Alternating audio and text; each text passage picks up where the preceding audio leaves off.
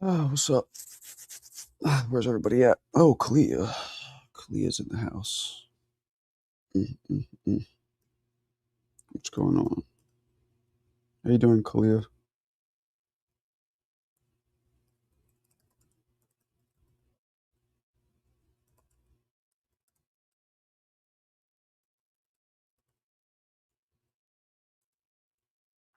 What's going on, Kalia?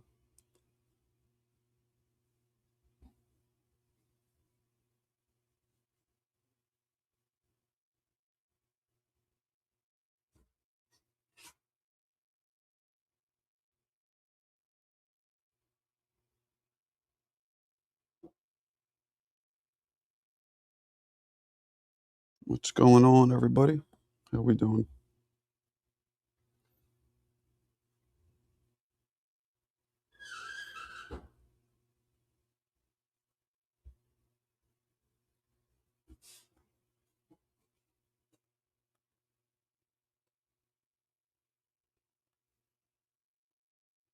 What's going on?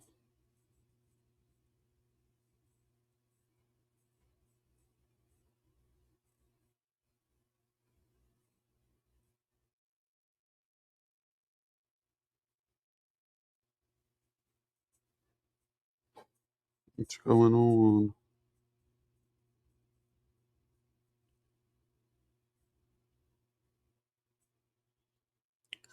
Come on, guys, jump in, jump in.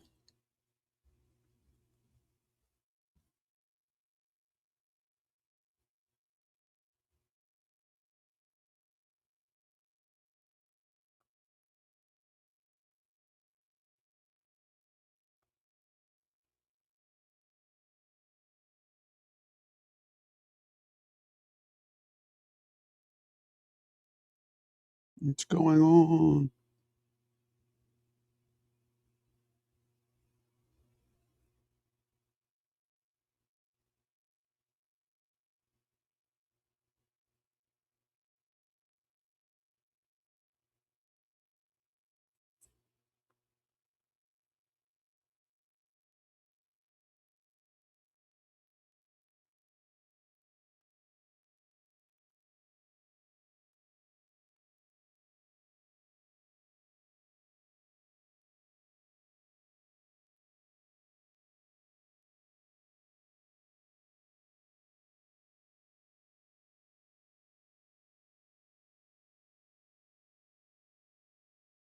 All right, where's everybody at? Where's everybody at?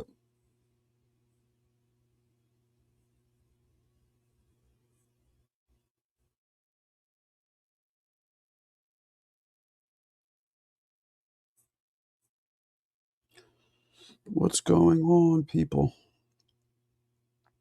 What's good in the hood? Hell's Kitch? Couple weeks, my man. Couple weeks. Going probably tomorrow to start cleaning out the crib. It's my wife sending me here.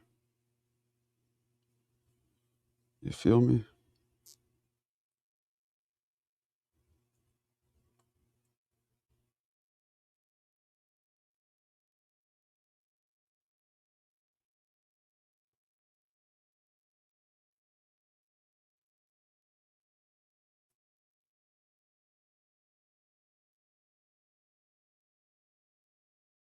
Hell no. I've gone through the most stress and mental anguish and physical anguish in my entire life living here. I'm not going to miss one fucking thing about this place, David. Not even one. Nothing. Nothing. And guess what? I could always get in the fucking car or the bus and drive up to the suburbs and look at the beautiful trees if I want. Because Hell's Kitchen, there's like one tree on the block.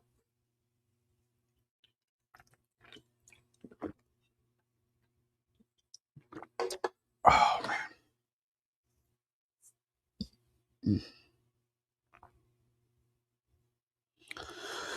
Nah, man, no mice. No mice at all. Those days are over, buddy. Those days are over. Mice and roaches are a thing of the past. Plus, we have two cats, so those mice are going to get their necks snapped. I live in Austin right now, next to downtown. Being in the city is infectious. You get motivated. That's what I'm saying. That's what I'm saying, Kamik. Picture being in New York City. Ain't nothing more fucking, um, nothing more infectious or motivating than that. You know what I'm saying?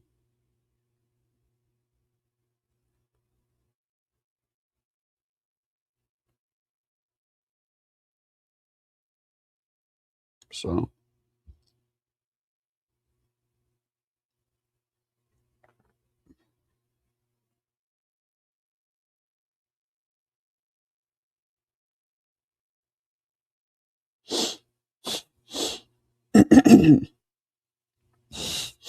Florida, nah, we can't do that. We got to be here by our family, and I don't have a place to stay. I mean, I guess I could stay with my brother-in-law, but nah, we have our own crib here.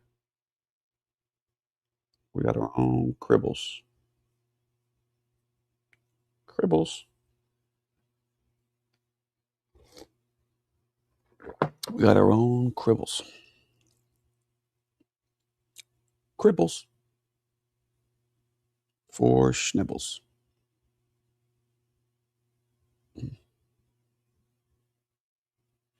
We don't give a fuck what. We don't give a fuck what.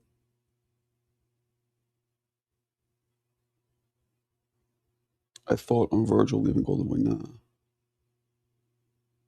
Nah. Look who it is. Body bag Wilder. Wow. That's what I hope he leaves in, a body bag. Holy shit. No wonder you're so excited about this fight. What? I mean, he might very well leave. I don't know about a body bag, but Hopefully he he does might. go in a body bag. You think if he could knock out Dubois, he could probably put Wilder out too. Like I hope like it is a real body bag as well. That's terrible. Don't say that. Nah, it's not, because like he used to say it about people. He wants to get a body on his record, so He did. He did say that. That's true. so hopefully he's the body. Oh man, that's terrible. Mick, you're fucking ruthless. What's wrong with you? Nah, it's true. Like he used to say it all the time. I could legally kill a man in the ring and get away with it. Well, that would be such karma if that fucking happened to him. I mean, yeah, I don't know. Anyway, we got an apology to make yet. No, Who? was Usyk fighting Wilder in San Francisco? Who said they're not fighting? Yeah, Usyk's I a non-credible source. I never said they're not fighting. I Nah, never. he's I said. non-credible source. Oh my god, you hang on to shit, don't you? No, I never said that. It's a non-credible source. That's a fact. But I never. I said it's very possible. You might. It might even be that many people. I'm just not going to believe it until I hear a more credible source. That's all. That was terrible. Terrible. Funchuck's got a fight pass for it. Okay. Well, good. I mean, I believe that they're fighting. The 150. It might be part of like a bigger event, right? Like music and stuff. If it's part of like a bigger event, that'll make more sense. But the event itself, I don't think could draw that many people. I don't know. I believe YouTube are funding it. Yeah, I think I saw somewhere that they're planning to have like musicals get like it's going to be a whole event. In that case, yeah, maybe there will be 150,000 people. But that fight I, itself won't draw 150,000. I wouldn't. I didn't see it in that, but I did see that YouTube were going to be the ones that are putting the money behind it. I don't know. I'm not crazy about that fight, but I mean, who else could Usyk really fight when you think about it? Like Wilder is still a bigger fight than the other guys who have a way better chance of winning. Which is Wardley, Italma, or Ajit Caballero. Those are the only three that have any chance of winning. But Wilder's still a bigger fight because of, I guess, his name. I don't know. It'll be interesting to see what the script is. I see Virgil Ortiz has put asked to leave Golden Boy. Yeah. Well, put a lawsuit in against him. Yeah, I don't know. We'll see. So, like, it was funny because somebody asked me in that yesterday on this panel. I was like, well, if he's not got a TV deal or nothing like that, he could leave. But I didn't think he would. And then today he's put in a lawsuit saying they've not got the zone, so he'd like to leave. He broke his Right. contract, so Yeah, we'll see. Oh, I I feel like think shit. you look like shit as well. I feel like shit. I had the procedure done to like clean out my nose, I guess, my sinuses, and like I get all swollen the day after, and I feel like, hopefully it'll be the last time. What that might mean Virgil not fighting for most of 2026, maybe. If Golden Boy doesn't renew with the zone, that would leave out GB. Okay, maybe. So, nah, because I think they're going to say there has to be a decision by the 25th of January. What's on the 25th? Virgil's to be released for his contract. Yeah, I don't know. He was off for like what, 2 or 3 years with that illness he had. Yeah, What was it? It was some blood disorder. What was it? I didn't know exactly, but it was something to do with blood and infections or something. But Let's see. Let's find out. I think it was a blood disorder. Why was Virgil Ortiz not boxing for a few years with medical issues? All right. Survey says he had God, this is gonna be hard to pronounce. Condition called rhabdomyolysis.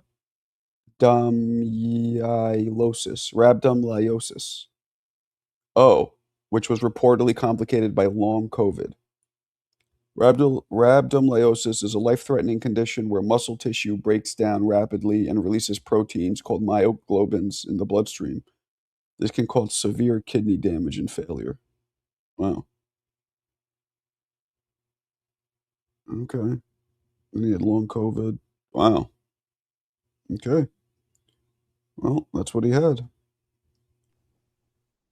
That sucks. Let me see. Speech. Does this let you? Rhabdomyolysis. That's how you pronounce it. Impact. Okay. So that's what it was. the pervert's in the back. The perverts in the house. What up? What up? What? Hey, What no, up, I What know up, El people Perverto? almost Mick. died from rhabdo. What's up, my man? All right. What's up, pervert? What's up, pervs? What's up? What's up? Hey, I know people who almost died from rhabdo. Yeah. Oh, Yeah. rhabdo, right? That's what they call it for short. I've heard of that. Yeah. Yeah, basically, like if you're working out in the heat, say you're working prolonged over and over and over, that the protein synthesis break down and they go into your bloodstream and they fucking shut down your kidney. I seen somebody working out, bro, and he just passed out and it was rhabdo. Damn. That shit will kill you. Yeah, but what gets rid of it? Your immune system just like takes. Yeah, basically your immune system. You have to kind of like basically when you like athletes when they push themselves too hard, like and you're not hydrated and you keep going and going and going. That's how you catch it. You know what I mean? Oh. Mm-hmm. And then COVID, I guess. Yeah, man. And then COVID mixed with that, and then they said Virgil don't stop training. He just trains and trains and trains and shit. That's how we do shit, man. I'm that way too. Like any fighter, I'm sure Mick, you were like that, right? When you were training, like when you get in the groove, you could just go forever. Yes, I also think like loads of fighters probably overtrain at times. He Yeah. overtrained, yeah. So wait, Mick, how many amateur fights did you have again? About 50 odd. 50. But that was coming through like maybe schoolboy age, so maybe about 12 onwards. Wait, So well, I'm confused. Well, the 50 or 12 is a big difference. What's no, going on? the age of 12. Oh, okay. And you don't have any videos except that one? Nah, nothing. But I've got one, but I'm not showing you that. Get my ass knocked out. Why didn't you record the other ones? Because like they're always small shows where it's like gym versus gym and Did you shit have like that. like a lot of people, like family, friends there watching you, or it wasn't like that? Nah, it wasn't really like that because like we would in Scotland they didn't really have that like a program as such, so it'd be like one gym versus another, but like you wouldn't even know who you were fighting until you got there. You should really show the video, man. Well, you really that Nah, I'm not embarrassed fucking. about it? I'm not becoming a meme. No fucking way. Let's see Uh, it. Let's see it, Mick. You know what? I'm Like, not showing you. I understand what you're saying, but like You ever you seen also that? had the balls to get in there, and like anybody could say what they want, but none of them would get in there. And Yeah. you seen that two-tone video? He keeps playing a Super Mix. I'm not becoming one of them. Okay, I understand. Yeah, when I was doing it, there wasn't no freaking video, bro. Right, You know, Mike there was was no talking. video. Yo, Hector, you're not that old. Come on. Oh, you want to make a bet? Listen, video came out in like 78, right? In 78, you know how old I was? How old? Huh? 13. No, video came out. Yeah, exactly. Yeah, So you were yeah, fighting. yeah, and not everybody had it, bro. You were an amateur in That's the true. '80s. Somebody could have Yeah, bought one of those. and not everybody had that shit, No, I bro. know. Yo, I was fighting in the '90s, and even Yeah. when I was fighting, like very The few big people ass had it. cameras. I only have like 3. I have I have one sparring from when I was an amateur. Yeah. I have one fight, my Yeah. last amateur fight against an army guy Yeah. on video. I have two of my pro fights on video and one sparring when I was a pro. So I only have like 4 or 5 different. I do. My sister has some of that shit, but that shit's like, and she got like a 3-story building attic, bro. That's just way up there, bro. But she said she still has some of that shit. I'm gonna see if I can recover it. But it's not on that. It's on that fucking VHS shit, bro. That's what I was gonna say. Yeah, Like, you have to, mine was on high 8s, and I had to transfer Oh, it high over eights, digitally. yo. the ones that I would have would be on like a camcorder. Like, remember the old camcorders used to stand with? Man, be like a home video kind of shit. Now with this shit right here, bro, you can make a whole fucking fight out of on your phone, man, and record the crowd and record everything and hear everything. Before it wasn't like that, bro. It's good. Fun Truck's gonna go live for this fight. Wilder and Usyk. When?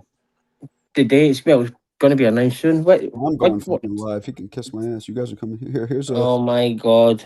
Yeah, I got my eardrum pop, bro. Here's an old. This is me sparring when I'm an amateur. I am I guess 19 or no 20. This Mexican kid had like 60 or 70 amateur fights. That's crazy. Which one's you? The blue shorts. I can I'm the tell. one with the arms, with the tank top. Oh, yeah, with the tank top and the blue shorts. With the muscle arms. Ooh, I'm clipping him. He did. I'm clipping him. What? I'm clipping him. Marco. I mean, I got a lot better since here. This was amateur, but Yeah, it's so good though. he couldn't catch me. I was frustrating him.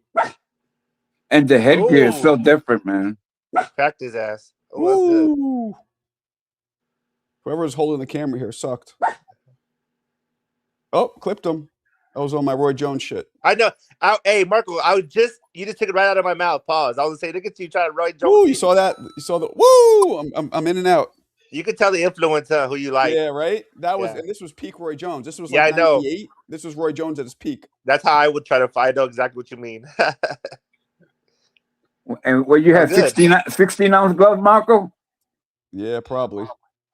Them motherfuckers were heavy too, bro. Yeah, probably.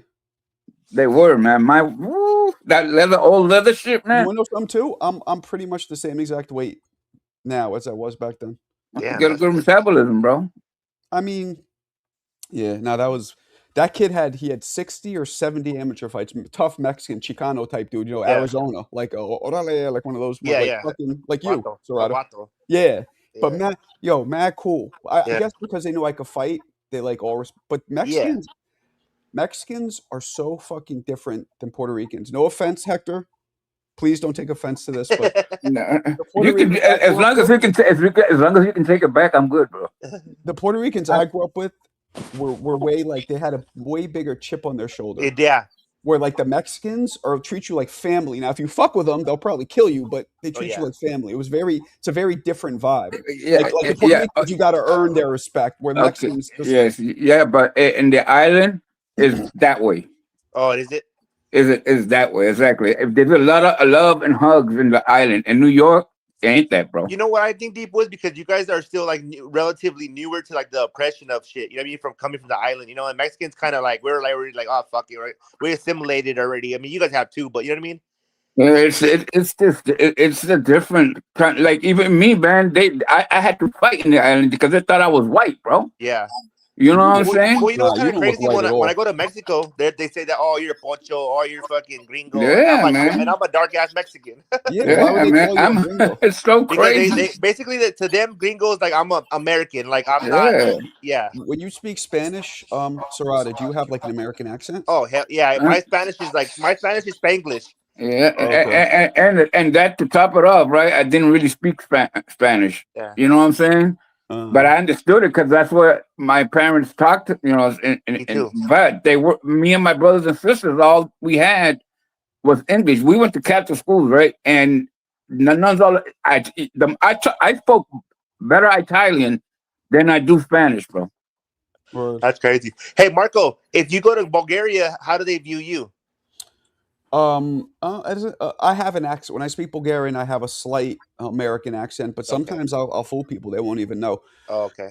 No, they know I'm American though for the most part. I mean, just the way I'm dressed and everything. But they're different. They love America. Like they love Oh, having. okay.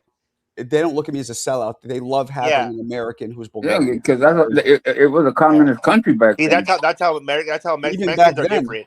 I remember like my family would bring me around like, oh, he's a real American, and everybody would be all like Like looking excited. up And, to you. yeah, I get it. That's cool. See, in Mexico, they're like, nah, you fucking sell Yeah. out ass fool. Yeah, that's exactly, bro. There's some in PR, man. But around the family, like the family, and because when in PR, right? When when your family comes from, stays there forever. But we really don't sell houses. Now they sell them, but they don't sell. That the property goes hands down to the generation to the generation. You know what I mean? So the family stays there Mm. forever. You know what I'm saying? yeah, Hey, who's body bag Wilder? that's Mick. Oh. Hey, Mick, it's true. I seen the poster, bro. Michael, man, we were talking crap yesterday. No, I believe it's happening. I just don't That believe. shit's true, bro. I Oh just my don't know God, go about ahead, all the Mick. details. I I believe told it's him fuck with Mick, bro. Don't fuck with Mick. What happened? happening. No, I believe it's happening. I'm not so sure about the details just yet, but they could be. He could be right. Yeah, that way. And all places, San Francisco. That's crazy. It's stupid. Yeah, and that's another thing. It's dumb. Like they should have done Ukraine. I'll make left. They should have done Ukraine, or they should have done like Alabama, something. Ukraine's a freaking war zone, bro. Yeah, that's a good point. I guess they can't do Yeah, that. man. Damn, But What's up, San chat? Francisco, What's up, What's man? up? good? What's up, What's good? community? What's going on? What up, Alan? Ain't Where nothing these to it guys but go, the man? They news. left. I just just posted a link in the chat of the Virgil Ortiz lawsuit on Golden Boy. Is that Yeah, real though? I seen that. yeah. And he is attempting to void his contract because of a breach of contract.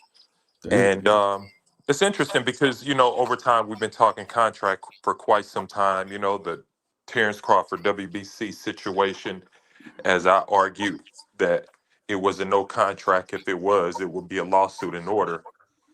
And this is a clear example of breach of contract, and Virgil Ortiz is exposing it.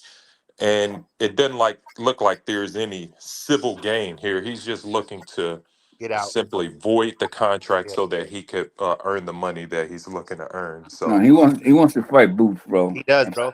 He Because wants to fight I'm Boots, telling bro. you guys, that's what Robert Garcia said. Robert Garcia said he's all, it's not Virgil or nobody else. He's all, it's mhm. Eddie Hearn. No, and the fighter will. De La Hoya. The fighter always wants to fight. You know that, Marco. He said he's Well, go ahead. I think the fight is important too, but I think that Virgil and his team believes is that Oscar may be messing up the money. So that's one thing to consider. Like, if you mess up the money, then it's a possibility I'm not going to earn the money that's on the table right now on my very next fight. So I I want the fight. yeah. I think it's a coin flip, right? Because you could play this whole game of dangling the carrot, stalling out, and to get a bigger bag, or you possibly can like you know what, fuck it, then we're not gonna fight you and mess the bag up. So it's a coin flip. Yeah. Yeah, So, but salute to Virgil and his team. I'm not arguing, for either side. Yeah. But he believes that this is what he want to do for his career, and promoters should be looking at this too. Like, shit, man, it's not about me; it's about the fighter. You know what I Yeah, mean? that's what So, Robert said that they're having a pissing contest. They want to be both like number one promoter, like De La Hoya and Eddie Hearn. He's like, it's not anybody else; it's them two fuckers. He said it live on Ellie Setback's stream yeah, yesterday. Oscar does a bad job of putting himself in front of the fighters, Yeah, and I think it rubs the fighters the wrong way. Like, dude, I'm putting myself on the line. yeah, You know, yeah. Yeah. Well, Me that's too. Golden Boy, man. I mean, it's not the first time that should happen. You know that to them. shit, it won't be the last, but it's a lot of people are in tough situations in the boxing climate, man. It's the money is Nah. tight. So, like as you're saying, Alan, but Virgil's asked for damages and shit as well. So I seen that. Oh, well, Yeah, maybe. So there you go. There is a financial gain there. So salute to you for pointing that out. there is Dan Raphael's put the first couple of pages up of the court document as such, and there's 32 pages there, but he's only shared two. But point 8, Ortiz now seeks confirmation from court. The way to claim for declaratory relief, and the PRA has been terminated. Additionally, Ortiz seeks damages for various breaches of the PRA and Golden Boy's interface. Yeah. Okay, so what do you think about his manager, bro? Why is his manager letting this all go fruition go through when What he do you mean? knows his fighter's getting screwed, bro? Well, Well, for me, I don't know, man. Like that's it seems like I ain't even gonna speak on it. I don't know. And that's I ain't crazy, right? I mean, I'm your manager, and I'm trying to look up here, and I'm letting this shit go through, bro. but it seems to be that the manager's kind of, before he's tried to put Virgil's negotiations forward when Let me it should read be some. Oscar and shit. Posting But and reading. Let me see. I do know that Virgil was one of the ones that had a contract with his own. Mm-hmm. But now, obviously, through Golden Boy, if they're off of there, then Virgil will be benched. That's why he's wanted it. Oh, the lawsuit states that at the end of Golden Boy's exclusive content partnership with DAZN affords Ortiz the right to void his promotional contract, and DAZN and Golden Boy contract ended on December 31st. There's first, yeah. Because of that, Ortiz, I guess, there's that stipulation within a contract that allows him to free himself. So that's basically that's what he's doing, bro. He's just yeah. covering his ass, bro. That's nearly every one of the boxing contracts have got in it that they need to be on a platform and they need to have the best chance. The promoter must be having the best chance of making money. And obviously, if he's off his own, then and no platform to show. But it's Yeah. funny. It's funny none of the top ranked guys have done that though. Yeah, it looks like Golden Boy is about to go under. That's what I can see from this. Golden Boy is on the verge of going under. So Eddie Hearn is gonna take all these motherfuckers, man. Well, there isn't much left of Golden Boy. They've got a card on the night. Who does Golden Boy have right now? They have Virgil. Or well, I don't know Virgil anymore, but Virgil and Ryan. Ryan and Ryan, yeah. Oh well, no, because he's up though. Benavidez. Benavidez, yeah.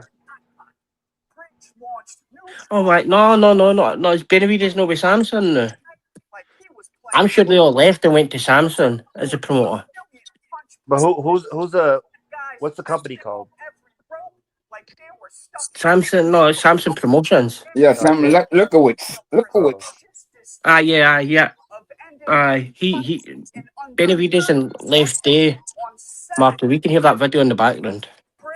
They need to go to fucking Top Rank. And Top Rank's got TVD live. Oh yeah. They got that little Tubi streaming shit there, but at least Top Rank got a reputation to always come back, man. Golden Boy never had that shit, bro. Yeah. But Damn, nah, they're gonna be fighting with Jake Paul and shit. He might take the whole damn fucking thing over that motherfucker. Jake Paul's no joke, bro. I That know, Netflix connection, bro. Come on. I know. That's what I'm saying. Fuck. Jake Paul. That motherfucker got that Netflix shit, bro. That shit is no joke, man. What is this shit called? His promotion, like Prime or what is it? Not Prime. Who? Jake Prism Paul? or Prism or MVP. MVP. There you go. MVP Prima is Bad Bunny. He's got a promotion company too. Most I valuable promotions. He I does. That's also looked at what is it, Spot Tracks, and it showed that man, Bud made $70 million against Canelo. yeah. That's why you want payday. I know.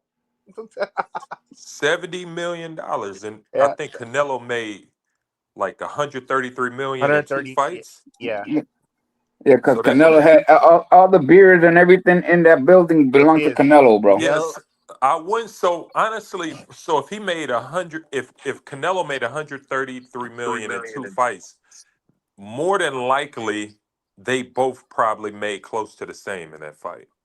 Both Bud and Canelo.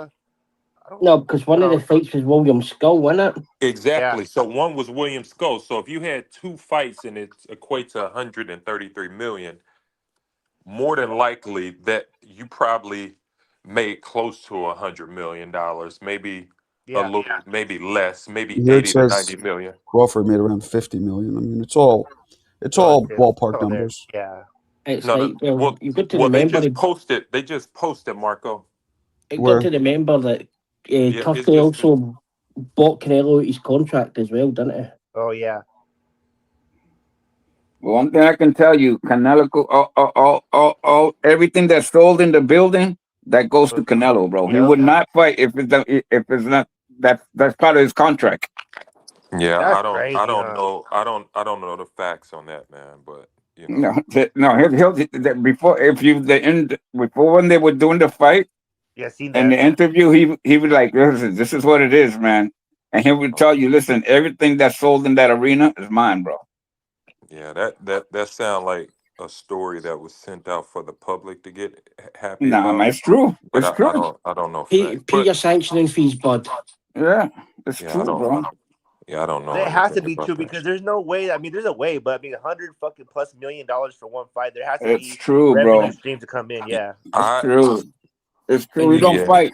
Canelo's got to look back from that. All the Bro, everything. Canelo. So according to the numbers here, he made 133 million in two fights. It's hard for me to believe that he made $100 million in that Bud fight. Why? Well, Bud made if Bud made 70. No, not that's not true. It means that he made 133 million in two fights. So that Yeah, so means that he probably made 90, 95. yeah, he probably made about 90, 95 million. That's a Right, hundred. right. Fuck. Okay. Well, That's well, Round it off. And yeah, plus yeah. everything else in the arena that But he sells. it depends, though. I mean, who knows what he made against William Skull, though? What if he made I 50 think he million against donated William? back because I think they gave it. He gave it back because it was a sucker's fight. Yeah, I don't know. I think he made. I mean, shit, 133 million in two fights is still great. okay. Say if you made 90 with Bud, and then, the rest with Skull. I mean, that's fuck. Yeah, that's still fucking good money. But it, I think you see the personally, I think he probably made 50 million against Skull. Who? people forget that, like, so when you actually look at what Canelo done when he first went to DAZN, he had like a 7 fight deal for Oh yeah, 350 million, 300. Yeah. and then he done that, came out of that, went into a PBC deal that was like, I'm sure it was 150 million for 3 fights. Yeah, Like, his business, whoever his business manager is, in agent and lawyers, them motherfuckers, or he got the best of the best. and Whoever he got. then Turkey bought him out of that one to then go into this contract with Turkey. Mad. And they say he's not the face of boxing, man. Yeah, I don't know who would say he's not I mean, the man, the, he's he's the higher earner. I know people like to do the Money Mayweather thing out there, but I don't think Mayweather was making money like Canelo. I don't No, think so either. not even away from the from the ring either. And Like then, outside his investment, Canelo's investments well, are incredible, bro. no, like I went to Mexico. I was in Puerto Vallarta, and like I think 10 or 11 of the stores in the area were Canelos. They were the XOXO stores. He owns them. Oh wow. Yeah, Mm. I think Floyd probably did make that kind of money when you look at pay-per-view and things like that yeah. on the He's Yeah, back but end. close. but the thing is about that pay per view shit, man. I think that the PBC was inflating numbers for negotiation tactics. Like I don't think those numbers were actual factual that they were throwing over the years. If you made all of that money, how are you out of business? Who, Floyd? I mean, those are guarantees, bro. Pay-per-views I, guarantee money for you, bro. Like, The PBC was kind of a. I don't know. Something I'll just say this. Something was extremely fishy about the business that they were doing over there. But it's coming from a hedge fund, wasn't it? I mean, Essentially. there's always something that we could look at, but as Because you far know as the they were guarantee, saying, they were saying that Tank was making all this money. He the money. He's making all this money, but really is he? I mean, like, man, see, even if you look at like Floyd's pay-per-view numbers, nearly everything done over a million. Like, you couldn't nobody would even get close to that. Yeah, Like, but you gotta. Well, no, Manny was making getting 1 million pay per view as well, allegedly. So, I mean, I think they were both just throwing numbers out there for negotiation tactics. Oh, you did this? Well, we did that. You know, you did this? Well, we did that. I don't. Mm-mm. That's that's a my oh, lot of because problem. money, bro. Pay-per-view, that's a lot of freaking I was just money, looking it bro. up. I was just looking up right now, and in Mexico, Canelo has Canelo Energy, so that Yeah. fool's like damn near PG&E, and then he has gas stations, and man, that fool's fuck. Also, well, he's don't sleep on how much money, how like the bills and the network fees and all that shit you got to pay on those pay per view fights, man. It's a lot of money you have to pay out. Yeah, but I think that's a fraction of what he's making, bro. You know what I Who, mean? Canelo? Yeah, it's a fraction of what the freaking, you know what I mean? Of what these guys they're generating. That's what I'm trying to say. That's Oh a no, and fraction. then don't sleep on that cartel money either. Oh shit, I don't want to talk about that. Go ahead. Go Hey, ahead. fuck it, man. Canelo come back and fucking Oscar come back. Oscar De La Hoya versus Canelo. Fuck it. Go ahead. Alan, they came out with the cartel money, but hey, Don't hey, sleep on that hey, hey, cartel money. hey, you're right, man. On MVP promotions, De La Hoya versus Canelo. One of those Jake Paul's freaking celebrity cards and shit. Yeah, imagine that. It'll probably Um, sell. I bet. It'll probably freaking sell, bro. 66 million for Bud in one fight is pretty damn impressive also because Yeah. I From mean from going from I mean well he's been making money for a long time but that's pretty damn impressive. That's well, that's what pretty damn Canelo says. You want payday? I know. Everybody, I know. I see. That's what that's. I mean, you Look, fight Canelo, you get. he made Berlanga a freaking millionaire, bro. Yeah, you fight Canelo, you get the golden ticket like Willy The Wonka. ticket. yeah but you also got to consider that the last 5 or maybe the last 10 opponents that Bud fought got their highest payday of their career. Yeah, but Yeah, they wasn't getting millions. Yeah, it was yeah, no, millions, millions. No, they ain't getting You millions know, to fight Bud, bro. huh? They wasn't getting the only the one that last was 10. probably getting I mean, like Canelo They money. no. I mean, but Canelo money, that type of money is different. Like, but Canelo never had a payday that he had against Bud in any fight. That was the highest he's ever earned in this fight one fight. And so you got to give credit to both fighters. Both fighters did this. But if you track back, both of them are responsible for the fighter's highest earning or highest payday. Starting with, in Bud's case, starting with Kell Brook. Bud got Kell Brook his highest payday. And remember, Canelo fought Nah, Cowboy no, no, no, also. no, no. No, I think Khan did, bro. Amir Khan got Brooks' biggest Not payday, bro. Brooks. I mean Amir Khan. My bad. So, well, no, actually, Oh, Bud no. got Amir Khan. I think Bud got Amir Khan near 12 million, something like that. Nah. No, but And listen, what can anybody that fought Canelo is set? I mean, after he paid Canelo, Khan's biggest payday would have been Canelo. anybody. I mean, even well, from the let's say, food, bro. let's see. You say Khan Purse versus Canelo. Khan will beat Canelo. And then probably before that will be maybe Judah. Mm-hmm. What are you guys talking about? Let's see. I These are the purse. Let me see something here. certainly didn't make that kind of money against Bud. Same with Brooks will beat Golovkin. That'll be his biggest pay. All right, so Canelo made 3 million, Amir Khan made 2 million when they fought. And so when Khan Purse versus Crawford, let's see here. I'm positive I seen a video recently. Khan said he got paid $6 million for that fight. Nah, he made so Bud made 5.5 million, Amir Khan made 5 million again. So that's significant. So yeah, that's what I'm talking about. But anybody that fought Canelo is a freaking. That's the golden ticket, bro. So Amir Khan made twice as much as he made against Bud than he did against Canelo. Yeah, but he also fought him at where the money was a lot inflated because it was like how many years after he fought Canelo or before? It'd be pay-per-view on the back end though with that, Alan. Just his disclosed pay. Yeah, I don't. Well, back end, smack end. I don't. We don't know what the back end shit. Come on, man. We don't know nothing about that. We can't speak on back end money. We don't know.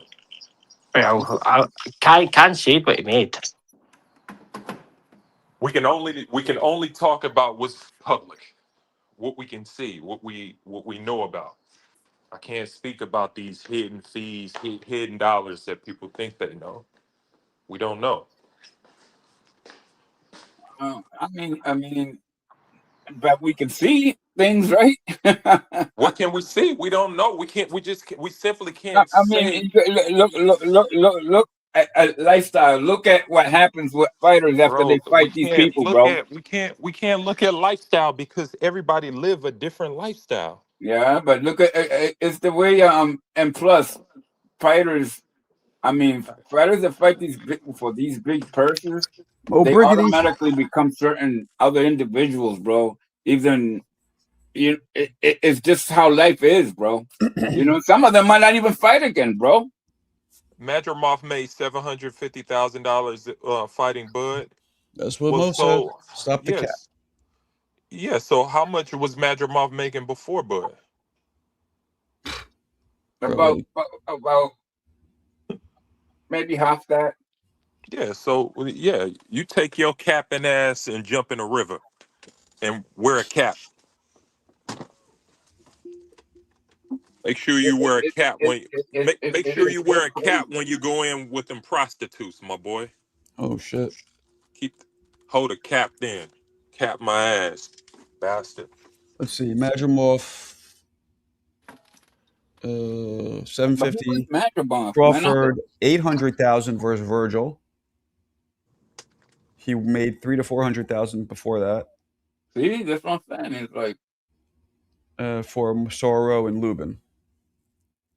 So he made more against Virgil. A little bit more. And he wasn't getting. I guess we don't get chump change, bro. I guess we don't. You said what? That he wasn't getting peanuts either. He was getting paid pretty much. You know, almost 7 figures, bro. So he was doing good for himself before he fought Bud. Oh, Madrimov? Yeah. No. He just told. I don't know. He just told you that. Marco just read it off. Yeah, he What's got that? He got paid more against Virgil Madrimov than against Crawford. Yeah, but that was after Bud Crawford. I'm talking about before. So at the time, that was his No, Virgil was highest. before Bud. Oh no, So, you're right. It was after. so the number that Amir Khan said he made for that fight was between 11 and 12 million pounds versus Canelo. Pounds. I didn't see that. I saw the sports commission fee. I don't know nothing about no back end fees that some blogger posted. I can't speak on that. I can't speak on bloggers' opinions, my boy. I don't. I think idiots take someone else's opinion and make it their own. I don't So do that. I write would for you rather myself. take a disclosed number or what Amir Khan's telling you what he made? Like, it's easy to find out what Amir Khan made because it'll be on Company's House, but like Alan he's saying he made that.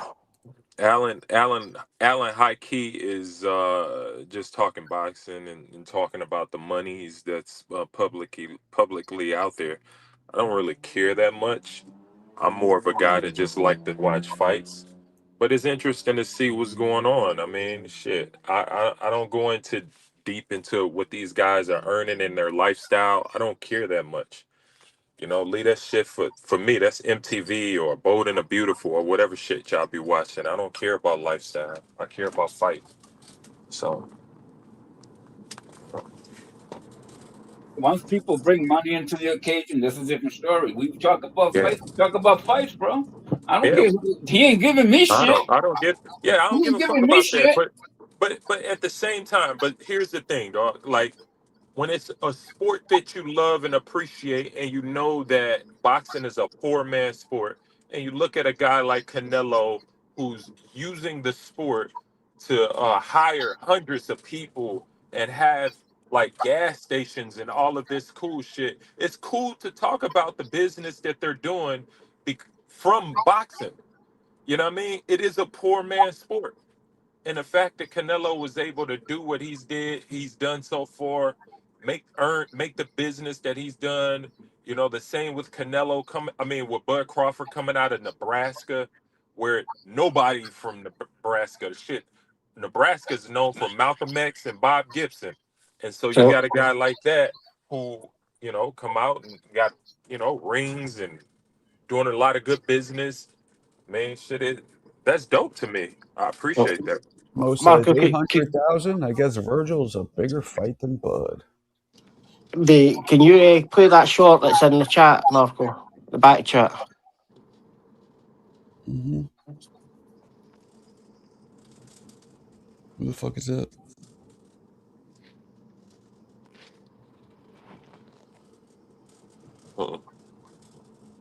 Hey, so is that fight tonight off? Today's fight? With Canelo, is it so substantially bigger than all the other fights? It was like times for three, four. Yeah, that's what Crazy money, He's you know? such a draw, So isn't when that deal was put to me, and I was like, it was about like 11 M after Oh, pay-per-view, geez. 11 plus Wow. pay-per-view. I didn't even want to talk to them. 11, 12, call it. We 12. appreciate that for the Yeah, second absolutely. podcast. Yeah. 11, 12 million, yeah. So when you look at that, you think, Hell. if I had to know, look at it this way. If I had to fight, I have to fight Danny Garcia, Kotelnik, Zab Judah, Peterson, and maybe like a Greco, 5 All to make that much dough. No, and that's not it's not the fight that's hard. It's the Camps. training camps. Yeah. So when you get an opportunity like that, you're gonna take it because you know that it's only one fight. Whereas instead of you taking 5 fights, no, Canelo knocked me out, fine. Not maybe one shot. You know what I mean? But you probably take more damage than all them. With Canelo, is it so substantial? Well, There you go. I don't know. I mean, wasn't Bud the same guy who went on a podcast and said he made 10 million, and now we found out he made 66 against Canelo? So is Amir Khan lying or telling the truth? No, I don't know. I just listen, man. People just say anything. It was really not a big deal. He made what he Like I don't know what would be the sense in lying in it. in USD. Cool. $15 million USD against Canelo. That's good money back then. You ask me. If he made that, he made that. Totally. You know. Yeah, Amir Khan had a following too, so it wasn't. He wasn't England, Olympic champion. He had a following back then, and the money from I it. totally forgot he fought Zab Judah. Mm-hmm. Amir Khan And had an excellent career, man. He had a oh, great career. totally. I was And he telling Murphy made that yesterday. See, in 5 fights. He said he made more in one fight. when you actually look at the names that he fought and he beat, like you're talking Judah, Malinaji, McCoskey, Barrera, Alexander. For He me, beat Maidana. Maidana. For me, he And beat Lamont Peterson that got overturned. and people swear Maidana was this elite fighter because he fucked Mayweather up. That's after getting knocked out in his first fight, right? He got knocked out in his first fight. Who, Amir Khan? Amir Khan, right? Nah, it was a pretty But it was close. 10 'Cause, or 11. it was close. It was Who near. knocked him out on the second fight? He's Very first fight. He's only been knocked out twice. Bradis Prescott done it. Prescott, yeah. What was that? His second fight? Nah, it was his 10th or 11th fight, I think. Prescott did knock his ass out. I forgot about that. And the first, there's only two people that's knocked him out. And Canelo- so that's Canelo why and- that's why the Crawford versus Khan fight didn't happen early because Prescott knocked his ass out. Mm-hmm. So Prescott messed the fight up. No, that was miles apart for that. Like, before he wasn't even a champion when Prescott knocked him out. Who? I was even before Bud was even a pro. I'm saying 2009, maybe. In fact, maybe even before that. When Khan versus Prescott fought? Yeah. Let's see here. I'm going to say maybe even 2008. Bud wasn't even a pro. Prescott was 2008. Wait. Damn, he knocked out in 30 seconds. I remember that too. Hold on, let me see something. Crawford was pro. People usually don't come back from that. He did. Man, the dude was just, he was just damn.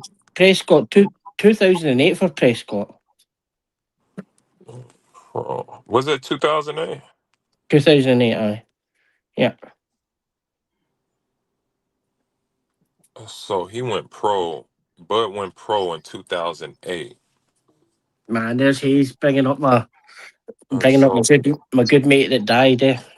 Wally Lemon fought him in an early fight, and he got a long count. He was like the first person to show Khan being chinny. Yeah. That's crazy. That's a long. That ain't even that long, but see, like when people forget with Khan, that was 5 years later. Yeah, that was between Prescott and Canelo. There's about 10 years, 8 or 10 years. Yeah. The fight that should have happened a long way earlier was fucking Khan versus Brooks. They really aged that fight out. Look, for me, they're on two different paths. It was look for Kell Brook fought. Kell Brook was with Frank Warren. Well, when people forget, actually, both of them were with Frank Warren at a point. And Frank lost all his fighters, everybody. And then when Khan went to the States and Brook went with Hearn. I think any time before then, Khan would have beat him. 2015. You say wait. So you say you believe Khan would have beat him if the fight happened? When? 2015, 16 kind of time. Any time before then, I'd bet Khan to beat him. Really? Oh, like Kell Brook's not really beat anybody. He beat Porter, and that's really it. Man, you know what? I don't know. I think that like Prime Brooks was just so damn technical. He was such a strong boxer that I think that timing wise, I think he would have been able to time Khan. Not saying he would have knocked him out, but I believe that his timing and just the level he was at as a boxer was just so elite that I think he would have boxed his ears off. You know, is that while Khan had elite hand speed, he was just not disciplined at all. You know, he would just get in unnecessary firefights. He was wide with his punches. You know, he would just do too much, just weird See, shit. His feet was always out of control. You know what I mean? He crossed his feet. He kind of just did some dumb shit, man, in the ring. And it's, I, nah, I see, think Brooks would have watched him, my nah, opinion. no chance. Like Brooks never fought you. Like if you watch Brooks fight, he goes life and death Who with the hell was fucking Brooks? Carson Jones. Huh? Like he goes life and death with a Kell guy called Brook. Carson Jones. Kell Brook, Marco. Oh, Kell Brook. Kelbrook. Yeah, we're Well, talking about it. If Prime versus Prime, he said he believed Amir Khan would have beat him, and I just don't believe so. I just think Kell Brook always had that great boxing skill. He was just an elite boxer. His jab was incredible. You know, what he did to Sean Porter, and remember, Sean Porter was like at that time he was just hunting people down.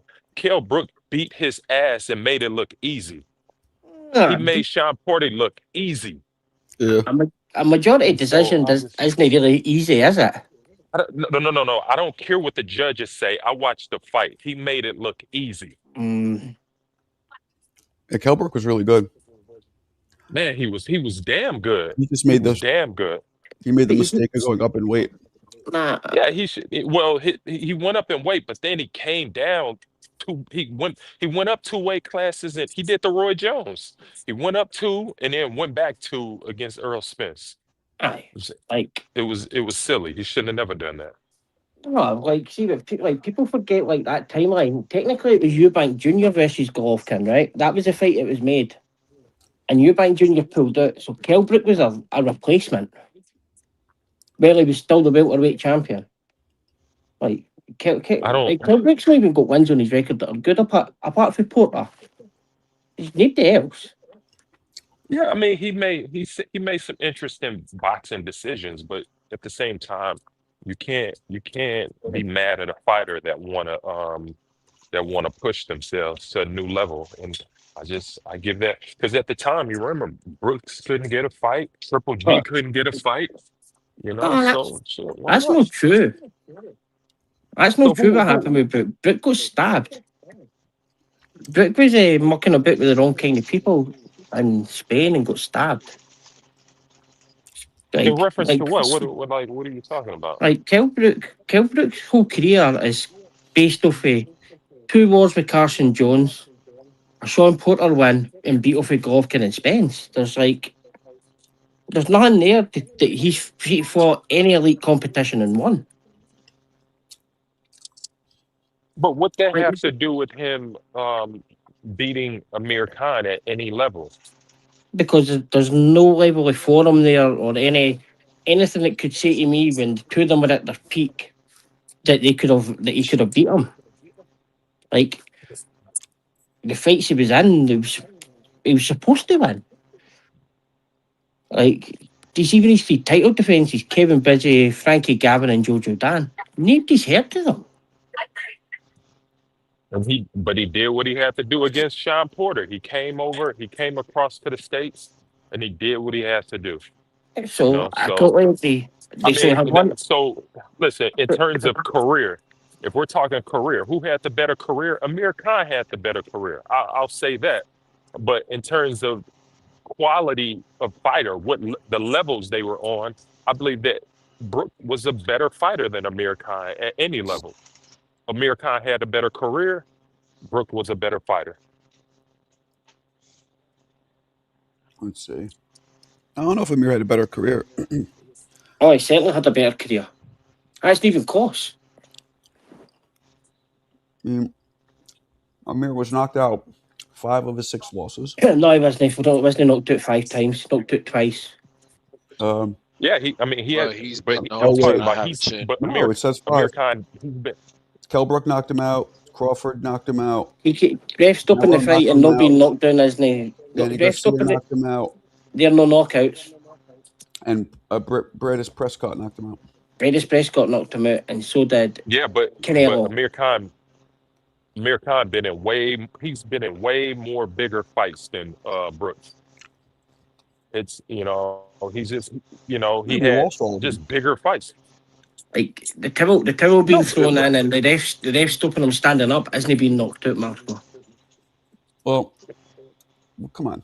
He got knocked. Nah, I mean, like, be honest. he beat Zab Judah. He beat Maidana, and like I said, you swear Maidana was a good fighter. I don't think Maidana was very good, but he beat him. So Pereira. hey, you got to give him credit for that. Maidana wasn't even a champion. Okay, Khan was the champion when he fought Maidana. Yeah, so he defended his belt. Yeah, so you got to give him credit for that. unified against Zab. It made Zab quit with a body punch. See, you know what's fucked up? I didn't think Maidana was a great fighter either, but he gave Floyd fucking trouble, bro. Yeah, I mean, it just tells us all that style make fights.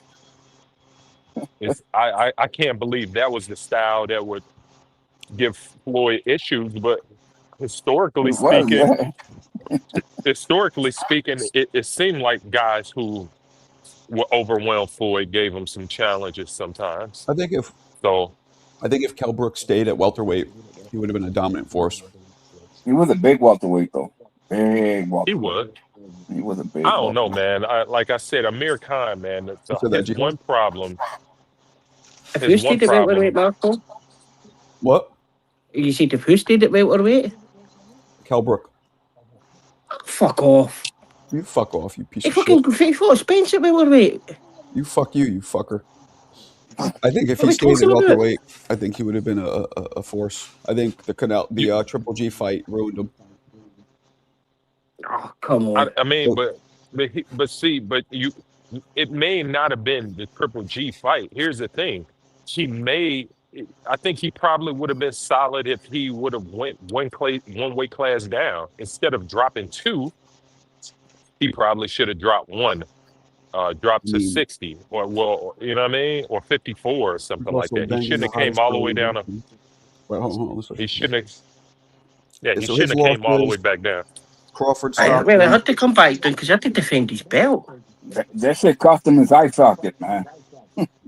Like he was still the champion. That's why he had to come back. Defeated until he stepped up to fight Triple G.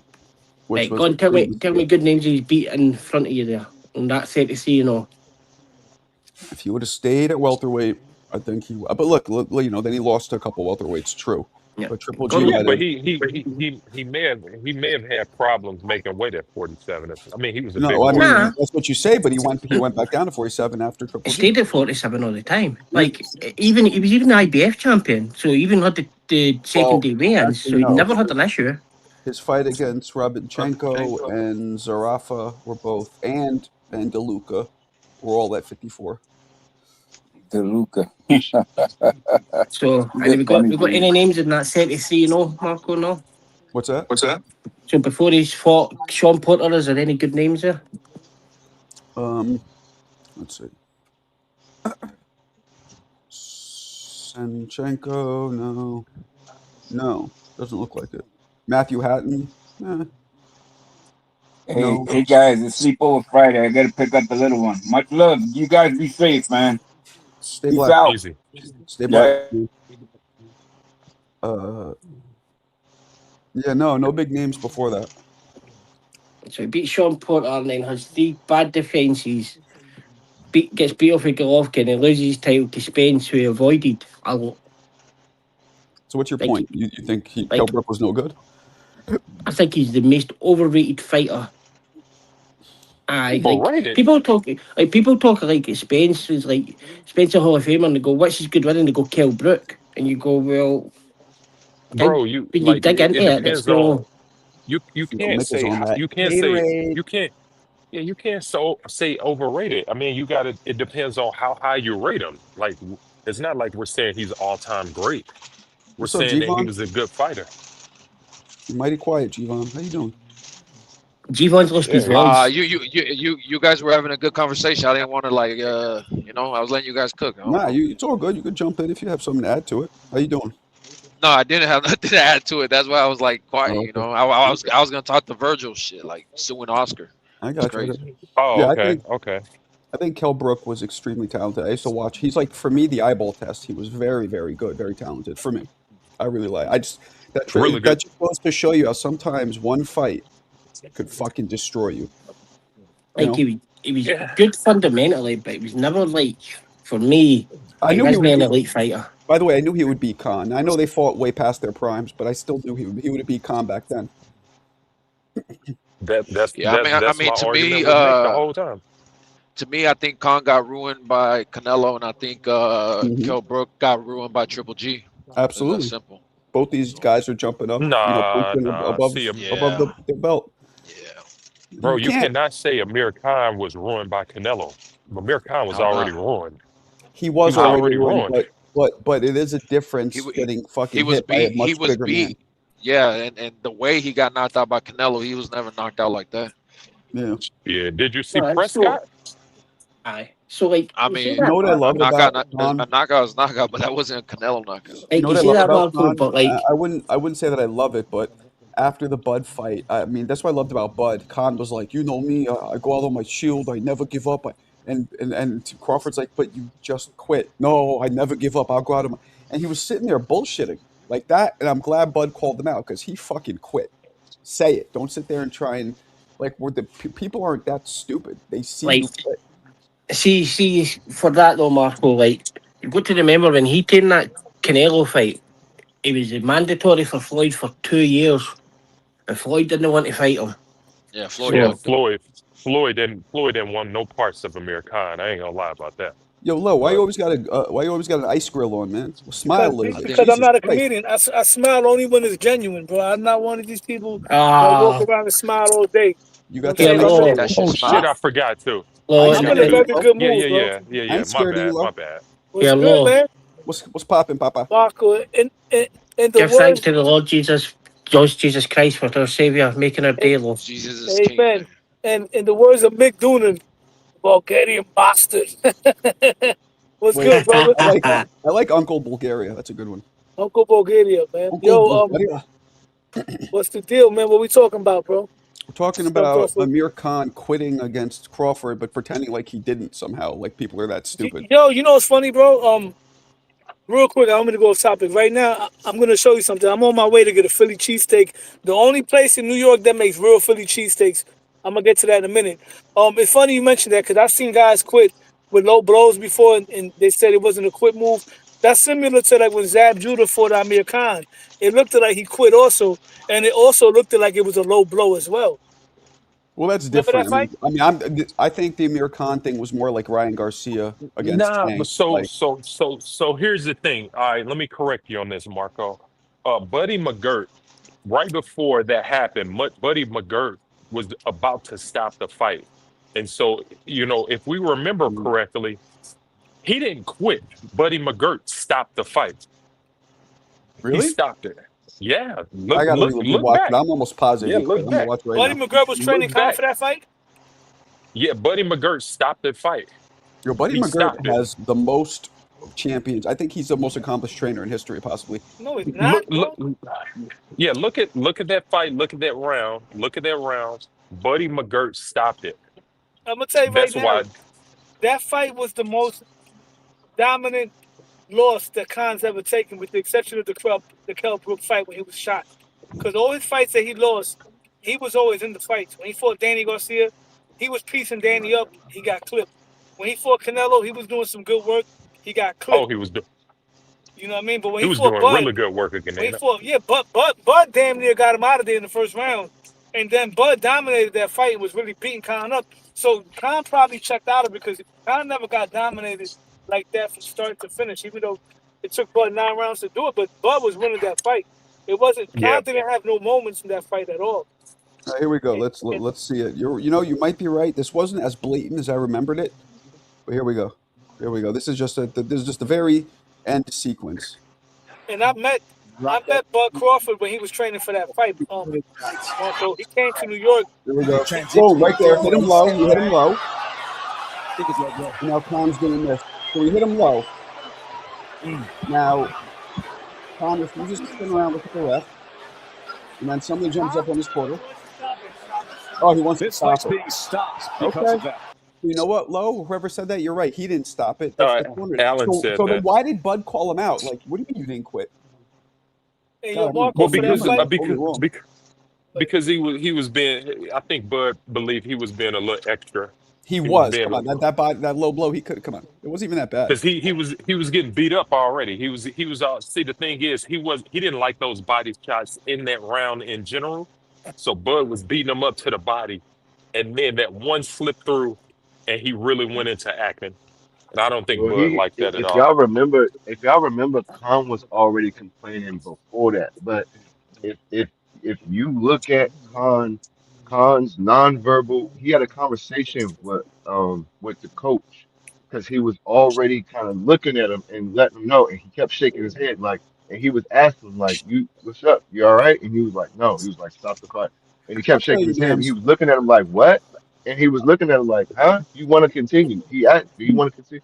And Khan shook his head. And so when they gave that chance, that's when they went up and they was like, stop the fight. But if you go back a little bit before that, Huh? Khan was shaking his head, telling the coach like, Thank yeah, you. I don't want no more. What's I up? hit So I the typically coach do it did stop just. it, but Khan Mhm. told him to stop it. like I agree with Lowe's take on it that Khan was never in that fight ever. he Like got Bud dominated. dominated, they got But dominated, and it's completely different for like the Danny Garcia loss where Yeah, like Khan was well in front and Garcia clipped him, yeah. and he finished it. He And done like he gave Canelo trouble also. Yo, for that and it, fight, I'm sorry about that, um, man. I meant to control. Go ahead. then people forget that Lamont Peterson, the judge changing the scorecard. Remember the mystery man that Yeah, came out, came out the back, and then it turned out that Lamont failed a drugs test on the back eight as well. Man, yo, like Marco, Marcus, go I ahead. remember that being a lot more of a, different. Remember that differently. Wow. Yo, what, Marco, what for do you that remember? fight, What's I up? took a What's up?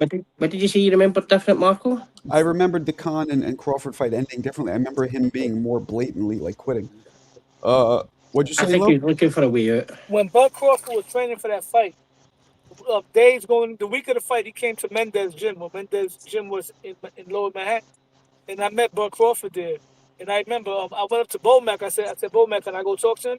He said, go ahead, go ask him. And I went to Bud Crawford. I spoke to him briefly. He was cool. You know what I mean? He was real quiet, laid back. Took a picture with him. You know, we spoke momentarily. You know what I mean? Mm-hmm. Shakur Stevenson came to the gym that time also because he was on that card, but he wasn't that friendly like that. But But, the interesting part here, Marco, is that it is surprising that Amir Khan acted like that for a guy who was known to go out on his shield. You know what I'm saying? Like he Right. wasn't known for a guy who would actually quit or he get got like dogs, act bro. all weird. And He so showed for he that showed to dog happen, against Madonna. He showed a lot of yeah, dog yeah. when he fought Madonna. He was right. He was on Queer Street, and he still bounced back. Whatever you know, he could he held on for his So dear life. But he made it to the 12th round. and so for him to act like that against Bud was pretty surprising. But that tells you that he was Bro, getting hit early and but he you know didn't what? like it. It's funny you mention that because just like I said about Zab Judah, right? When Zab fought Khan, that was the most dominant loss Zab's ever took because Zab also is the kind of fighter that always had success early on. When he fought Floyd, Cotto, everybody, he had success. When he Yeah, fought Khan beat, and I was so pissed off for that fight because I really was going for Zab heavy for that fight, and Zab had Pernell in his corner for that fight. But remember, everything that Zab does, Khan is even a yeah, faster starter. Khan is faster than Zab, and Zab was getting pieced up by Khan immediately. And the same thing happened in the 5th round. Khan hit him with like an uppercut / body shot that looked at borderline low, but he went down like it was low. And Zab went yeah, down. I don't want to call people quitter, but it looked like he quit. You know what I'm yeah. saying? And once So again, that was a fight. Go ahead. speaking of Khan, I got a panel question. All right, I'm gonna leave with not Khan, but Zab Judah. Speaking of Zab Judah, so my panel question is this because I just thought about that. Zab Judah would had the most underwhelming career for one of the guys with the most talent I have ever seen in my life. Okay, Like explain why. Undisputed welterweight champion of the world. yeah. Well, I get that. But No, I he's think saying. that he was so talented You know what it that is? he could have been all-time Alan, great you know what it level. I is? You're know what right, because the first 4 or 5 rounds of a lot of his fights, he looked like the greatest fighter who ever lived, and then it would kind of just fall off. Yeah. I know what Al's saying, Yeah, bro. I know what Al's saying. Zab is decorated, right? Zab is an undisputed champion, you know, 2 division champion. But what he's saying is Zab, and I hate to say it because Zab's one of my favorite fighters. Zab lost. He was the opposite of people. He lost the big ones. You know what I'm saying? When he had the big fights, he lost. The biggest fight he had he won was Corey Spinks. He even lost to Paulie. Yeah. And there's some fights that I feel Zab, don't get me wrong, he fought a lot of great fighters, and there's no shame in losing. But I feel there's some losses that Zab shouldn't have had. Like, I Oh firmly my God. believe Zab should have beaten Paulie Malignaggi. I believe I Zab should have believe it. never lost to Carlos Baldomir. I believe even Costa Oh Zoo, my God. he was better than Costa Zoo in terms of Yeah. talent, athleticism, I don't know about skills. that. You know, Nah, but I there's no disagree. I shame in that. disagree about that. Nobody, I'll give He Zab was his no. credit. Yes, he was. Yes, There's no shame in that though, because No, Costa I he was give more. Zab his He was. credit for fighting Costa, but he He wasn't more was definitely talented more. than Costa. Dude, he was more talented than No, Costa no. Zoo. But Costa that Zoo's just tell you. But was a listen, it top just 3 tells pound you. for pound fighter for years. Listen, my man. Listen. It just tells you that you need more than talent to win at the high level. Yeah, Although he Adrian had Broner more goes down with talent, that also. it's more levels to boxing. Nah. Talent is just not going to get you over. More than I talent. believe he So had what did more. you need? And brother, what you Huh? said about Zab also that also What goes for Adrian would you Broner. need to win? Because you said you need more than talent to win at the highest level. You need mental What is it focus, that you bro. Well, need? You need focus. you need to focus. You need to be disciplined. You know what I'm saying? Discipline is key. I think Zab Judah, he had discipline issues. You know, he let outside the ring issues Remember, Zab take was hanging out over with the the rappers too, thinking. just like Broner was. Man, it was Oh, man, I didn't but pay too much yeah, attention to Zab, his life, like man, just his boxing. bro, Zab had all the talent in the world, Yeah. man. And Corey Spink is my next door neighbor. It was no way he should have lost to Corey Spinks. Was no way. And Well, so yeah. I just it's I would say frustrating. Zab had a real frustrating Yeah, career to me. Zab could have had a I better even career, bro. think, dude, I even think he should have beat Floyd Mayweather. I don't know what people. I think he should have beat him. I don't know I about that. really do. I He really gave do. Floyd a good fight for He the was doing first 4 good rounds. against him. Yeah. But at the same time, you can tell he wasn't mentally there in that fight. No, he Something was lost going focus. on with him, He man. lost focus in mid-fight, bro. Like I said before, he lost focus in mid-fight. And Zab physically had all the tools. He had all the attributes. He had speed. He had athleticism. He had He could dynamite with that left punch. hand. Yeah, bro, that left hand was no Southpaw, joke. yeah, man. But he had the Southpaw, he Broner just problem. But there was some times where he would start getting punched on, and he wasn't letting his hands go no more. Very similar to Adrian Broner. You feel what I'm saying?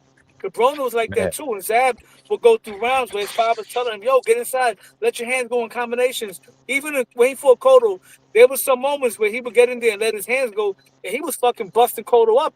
But then he would stop punching, and then Cotto would just stop, pounding him out, like imposing his will. You feel what I'm saying? And Zab Yeah, would like break and down mentally. but that's how impressive he is. I mean, the guy was an undisputed champ. I think it was was it the 3 or 4 belt era? I'm not The sure what three, era, the, but the he was three belt era. The 3 belt era was so Corey Spinks. he was undisputed, and I can still sit here and say like, damn, he could have been way more than that. Oh yeah, remember he came from Way that more. group. He came from that Olympic group between him, Floyd, Fernando Vargas. That was a hell of a team, man. Oh yeah. And I seen Zab since he was in the Golden Gloves, bro. Yeah. I And seen then his brother. another I seen his brother beat another fighter by the name of Takumba Olajuwon. Elijah Day. Elijah Day. Today, yeah. I seen that shit in the That Golden was my Gloves. man. I came up with I him. know you told me that story. I know you told me about that. He don't want to box anymore. No, hey, another Zab Judah, bro, is my favorite fighter next to Roy Jones, bro. But Zab Judah, that motherfucker would piss me off, man, as youngsters when he wouldn't let his hands go sometimes, man. I think he'd be getting gassed or something. I don't know what the fuck it was, but that was my favorite fighter, man. Zab Judah had hands. another guy we can put in that category is Vernon Forrest. Vernon Forrest is another guy we can put in that category. A guy who just had all the talent in the world and just, I don't know, man. He Just beat didn't happen. Mosley twice. He lost to Mayorga twice. I I know believe that's Ike crazy. Forte got robbed. Ike Forte got robbed against Vernon Forrest. I thought Forte beat him. Yeah, man. How Forte good was you? one of my guys too. I like the Ike Forte a lot, bro. But he Hey, had Oh, I yeah. thing about Forte. He had like an ego thing. Like when he lost, he took that shit to the heart. He didn't want to fight no more because of that. Like, he felt like he was entitled. Like he had that real pride. You know what I'm saying? So he lost to Oscar, it was close. Then he moved up, lost to Fernando Vargas. Then he took like a fucking 2-year layoff. Oh, Like yep. You got. Yep. he should have kept fighting, bro. Because I would have loved to see him in Trinidad fight. That's a super fight we never got. Forte versus Tito. Him and Fernando Vargas fight. I can't remember too well. How did that go? That was did Vargas beat his ass or did he?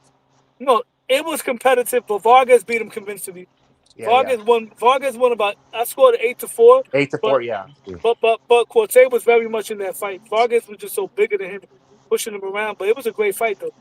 Hmm. Is he I in was a Hall of Fame ballot this year? Somebody who in the chat said Vernon Forrest on the Hall of Fame ballot I this don't. year. I don't know. I wouldn't even know. I don't know. Hey, Where's I did don't Nick know if y'all at? he's a Nick. Hall of did y'all huh? see that there's a Prince Nassim movie coming out? Yeah. Yeah, Really? Hector Mm-hmm. Camacho Yeah, needs a bro. movie, bro. I've been Oh, saying that's Camacho hard. I'm needs gonna see that. Bro, that's so. I just seen it this morning. Camacho needs a The movie, bro. the Oh, Prince That's the Camacho be one. a Nassim. good Bro, one. there's a bunch of them that Camacho really needs need a movie, movies, bro. bro. Camacho needs a fucking movie. That movie would be so dope because he'll be set in the 80s. It'll have the 80s music in it. Like you don't understand how special Camacho was in his prime, bro. Like Camacho was really gifted. I seen like up until that Rosario fight, he still had a great career, but up until that fight, like he was dynamic, bro. His hand speed, he would make you miss and counter in combinations and then jump right out of range. Camacho was sick. Like, he had underrated power too, bro. He'll put you down if you don't respect his power. They should You do a can also Purnell. say They should do a Purnell one, bro. I would love for yeah. them to do a Purnell story, We Yeah. can Pernell also Camacho is a fight that we say never got either. who? Pernell Who? versus Camacho would have been a great fight at bro. 135. That would Yeah, have yeah, been Oh yeah. yeah. a great fight, bro. Oh my god. Yeah, for sure. Absolutely. Both of We them can never also seen each say other. Bernard Hopkins need a movie, but I feel like Uh, we already got yeah. that type of We already movie see it. before Yeah. with Nah, what they didn't Hurricane really Chris. do his move. They did like a spin-off of, but they didn't really do like his story though. You Is know, they Hopkins didn't still really with De La show like Hoya? what. Yeah, he's still with Oscar. He's Hmm. still with Golden Boy. Yeah. He's a pretty loyal dude, huh? He's been right there for a minute, huh? Well, I mean, shit, I mean, what else is out there? What else can he do? No Yeah. offense, but That's you true. know, Yeah. The only thing he really didn't do was coach somebody and have them win a belt. But I think Bernard Hopkins will make a great coach based on his B boxing Hop mind. B Hop did it all, bro. Like He's honestly, a very B Hop don't. fundamental fighter. He would be a hell of a coach. I mean, somebody needs to learn those cheat codes that he got, man. He got Bernard Hopkins is the Ric Flair of boxing. For real. I don't know. I don't know if B Hop would be good able to connect with a fighter. Like the way B Hop think and talk is a little different. So you gotta And I be a think little different to be able to like. I don't know if B Hop has it to connect and guide a fighter. I I know what you think mean, If bro. that Allen, makes I sense. think B Hop is like, hey, motherfucker, either you do or you don't. You know what I mean? Yeah, Type Duran shit. is like he that. got Duran is Yeah. very hard. who? It ain't many fighters around who have as many trickery. Bernard Hopkins had all the tricks, man. Yeah, I'll he go in a fighting. minute, guys. Can you remember? He was a trippy fighter, bro. I liked him. He was cool. Bro, He was the way he beat Tito, bro, was just my yeah, God. but he was too damn big for Tito, man. And Jermaine Taylor. No, I'm just saying the IQ, just the way bro, he was so. That was like I wasn't super big on B Hop, but when he beat like Tito, I was like, oh shit, this dude is real fucking. He's good. He won a He is lot of good. fights. He was a guy, like when we talk about talent, right? He wasn't the guy that had all the physical traits that your typical great fighter would have, but he Right. made himself into a great fighter, Yeah. which is, you know, is And weird, man. when you talk about discipline, Alan, like you were saying earlier, and Yeah. fortitude and man, that man had it. He could Oh, he talk was it super and disciplined. walk it because I think a lot of times people thought he was going to lose. Oh, this is the fight he's going to lose, and he would talk so much shit and everything and wear masks. I'm the executioner and The stuff. And then, executioner, I hated that bro, shit. and then he got out there and put on masterclass after masterclass. I mean, that boy, he threw headbutts from so many different angles that you like. Yeah, he Hey, did. yeah, He was he a definitely master, studied man. Muay Thai because his elbow game and his Oh my shoulder God. check Yeah, game. hell I yeah. mean, that man is Hell a yeah. master. Man, But probably from but jail, the cheap man. shots, those That little off the off the yeah. side to where the ref can't see it, and he throw that little hip shot. Fuck, Oh bro, my God, B man. Hop See, was like the best at yeah. like you say those little tricks in of the trade, bro. He had it all. Yeah. See, I like when No, B he Hop was did that shit, and I feel like he was doing it in the fight, like he was fighting. But like when Ward and all them people are like would grab and I didn't like that shit, man. B Hop was different. I feel like B Hop was trying to kill you in that motherfucker. Yeah, because B Hop had that mentality. It's almost like he was I put him in like the assassin category, and the Like reason whatever I it say this takes. because he can talk well, right? Mhm. He's educated enough to know he can talk well, but Yeah. he's educated enough to know he can talk shit. So he knows how to like blend those and get you off your game mentally. And then when he gets in there, he's almost doing like the Ali thing where he's talking to you in your ear, hmm saying little shit. But Hitting then you with an elbow. he's always like out of range or in range, and then he's Yeah. stopping you, and then he's like, but then he's holding you, but then he's turning you, Yeah. but then he's it was man, he was a fucking mess, I know he bro. was cool. Actually, I put him. I always forget about B Hop. He was one of my favorite fighters. I mean, not top 10 for me, but he was one of my favorite to watch. That's I just Yeah, didn't interesting like man. him. because most people, honestly, I wouldn't say most people, but a lot of people didn't like watching him. Yeah, it was. I You mean, know, I can get it. I understand sometimes, but I he like the was, grittiness. I yeah, he think that's was, because people didn't understand what he was doing. Yeah, A lot of people don't know boxing, so he would do so many damn things in one round. It just looked like he's just everywhere, but everything he's doing is calculated, and he and then did when them he against the fucking right opponents. He know what to do against that opponent, and not everyone has that. You might and then have when a he well, hit guy he who Oscar was, with punches that for the body shot, respect. I was like, "Fuck, man!" I was so mad that I remember, I was so fucking mad. I was like, "Get up, Oscar! Get up!" Meek That's Mill one of my voice, favorite "Get shots. up!" I honestly thought that was I thought that was like rigged, but I love it Nah, because yeah, a lot of I couldn't it, stand Oscar, so I he love he Oscar. he was he was the master of the cheap shots, man. That's all. I mean, I love B Hop though, but he was the master, man. He will poke you in the eye, yeah. he'll elbow Elbow you, your ass, Couldn't headbutt you. stand him. headbutt you. Yep. Boring and dirty. Nah, he hit Oscar. That couldn't be rigged. He hit Oscar. Oscar was grimacing and rolling around. No, that was a clean body shot. He was just Yeah, dirty in general. yeah. General, yeah. No, when it happened, I was younger, And and the way it Mo, happened, it was so I've like met B Hop in sneaky. person, Mo, and he stares at you with like jail eyes. Yeah, he does. Like He's he looks staring at through me you. yeah, like in prison. Like who the fuck are you? Like he Mhm. just has that in him. It was weird. Well, that's why I liked. That's why I like Zab Judah because Zab Judah was always like, "Fuck you, fuck them, fuck everybody." I like that. You gotta have that mentality to get in Mhm. there, bro, and like Even when outbuild Zab somebody. Judah would lose, he would still be like, "Fuck you, I lost because whatever the case." That's cool, man. I think when Roy Jones lost, bro, that's when it fuck when he got started getting knocked out, bro. I almost wanted to cry. You was For him talking knocking about out Zab being Oscar. like that. I don't know if you watch like Zab is still out here. Zab is still like that. No, yeah, This no, was I see some little clips here and there, but I don't. He don't. Is it on social media like that or no? Who? he Zab? kind of stays Yeah. on Mill City. He and Zab? Mill City No, are no, pretty no, close. no, But no. Zab. Listen, y'all. Zab has a show on TikTok that he do every night at like 8 o'clock. Oh, I gotta watch it. Every night at like 8 o'clock, he's on TikTok, and he's helping young fighters out. Okay. In order for you to get on his panel, he make you do push-ups. Oh yeah, shit. And so, Yeah. yeah, yep, yeah. yeah, Yeah, I've yeah, done yeah. some He's with out him there. in Mill City because we did some bets and we had to do some push-ups. Yo, That's Zab is why. still in shape, bro. He's got like the rat tail in his arm. He's still in shape, bro. That's Zab what is I like Yeah, about he. Zab and like Robert and them. You could reach out and touch them. Like you could still go in the hood and they're there. You know what I mean? Yeah, he's out here in L.A. Yeah, that's what I He's heard. been, yeah, he lives in L.A. So Mm. and I think he's training somewhere out of San Diego, if I'm not mistaken. But With he's I just definitely heard here. that. Fuck yeah, no, San Diego. What's the fucking gym? Damn, dude, that's gonna bother me. Isn't Canelo? Didn't Canelo have a Yeah, gym in San that's what I'm Diego, saying. right? It's that's I think that's the one. I'm trying to think of the fucking name. Anyway, I don't know, but yeah. How old is that man? He's done, huh? He's like Yeah, he's 47. probably He's like 47, but he looks great, bro. 40s. He does. He has his brain, his faculties. He's Let's be sharp. real, bro. You know. Black don't crack, homie. I know a 70-year-old black man. He looks like he's fucking 48.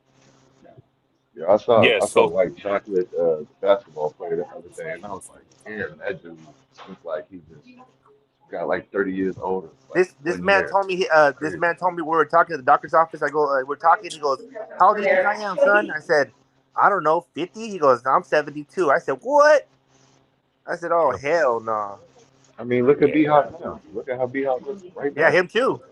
Shit, he looks That great. motherfucker. What? He's at least 60.